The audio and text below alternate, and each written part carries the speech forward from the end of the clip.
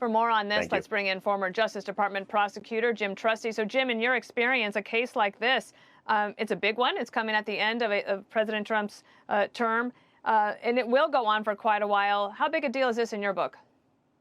It's pretty big. I mean, look, it's early in the process. All we have right now is a civil complaint filed by DOJ Civil, actually the Consumer Protection Branch within Civil, and 5 U.S. attorneys' offices. So a very big collaborative long-term project.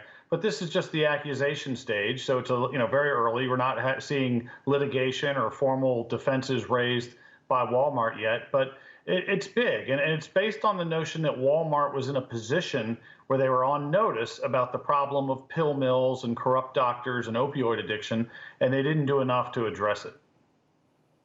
What sort of evidence is the Justice Department saying they have that puts Walmart at fault here?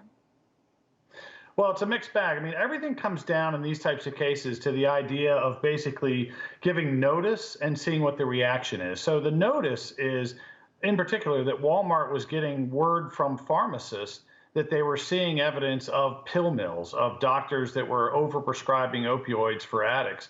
They were taking all this information and kind of siloing it, but not really reporting it to the authorities. And they pointed to some very specific examples. A lot of it's anecdotal, but one that was pretty big was that in 37.5 million orders placed by the dispensers of Walmart, that only 200 suspicious activity reports were filed about possible opioid problems there.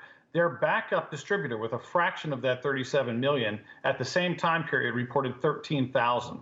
So they have anecdotal information about the information not getting out to DEA, for instance, but then they also have these kind of broad numerical approaches to say these guys knew, and they were even part of an administrative settlement. They knew they had to do better, and they didn't do it.